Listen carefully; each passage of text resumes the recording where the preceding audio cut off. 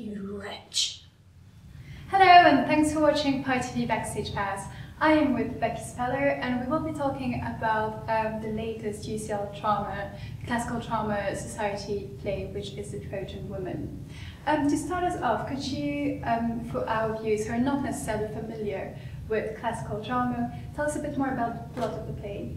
The play is set straight after the Trojan War. The women have all been taken into a prison camp and they're being held there until they're taken off to slavery in Greece. And it focuses on a few different women kind of coming in and out and their stories, and then the stories of the chorus who were there for the entire time. How miserable I am. Look at what I suffer. And all the suffering still to come. And why? Because of what?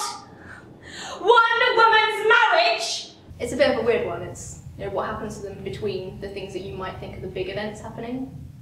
But yeah, it's a really psychological, character-driven play. And correct me if I'm wrong, but this play is set in Singapore in the 1940s? Yeah.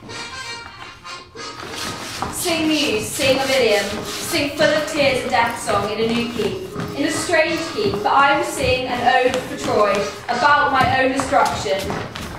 Why did you decide to stage a contemporary version rather than the original? The only war I could think of that had the same sort of relevance for us was World War II. And Singapore specifically, it's the occupation of Singapore by the Japanese army. And it works quite well, you don't really have to change anything. The things that the Imperial Japanese Army were doing at that time were the things that the Greeks are described as doing in the play. It's, modern history and ancient history, you see them as so separate, but humans have been doing the same things for thousands of years.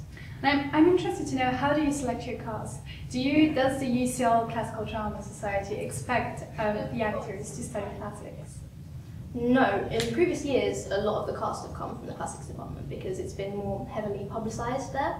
But this year I wanted to kind of open it up to everyone. I'm a member of the Drama Society committee, so I was posting a lot, harassing people to come and audition, and most of our cast are from Drama Society this year, so it's quite nice and open. It's people from drama, musical theatre, music, lots of societies coming together to make it.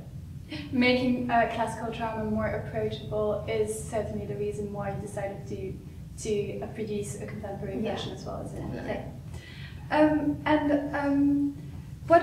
You've been working on this play since October? Yeah. So what are your expectations?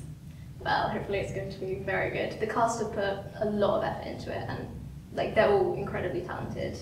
It's difficult to think of it happening right now, but we're starting to get everything together. We've got the costumes down, we're getting the set down. In a week's time it's going to be happening, and I think that they're very ready for it. Just rehearsing now, they're at such a high level that it's going to be fantastic when it comes to opening night. They were cut down one after another. Though no one had been menacing their homeland, raiding their borders, scaling their high-city walls. Enough. This is the praise their armies earned. Enough! Of course, the aim of TV Backstage Pass is to encourage UCL students to go and see the student productions. If you had to convince them in a few words, what would you say? Say it's particularly good to come to if you've never really seen any Greek tragedy before and you don't know anything about it. It's a nice, accessible introduction to it. It's a good chance to see something a bit different and then maybe develop a taste for something. Okay, thank you very much. And if you have been convinced, go and see the Trojan Women, which will be staging on the 5th till the 7th of February in the Bloomsbury Theatre. Thank you.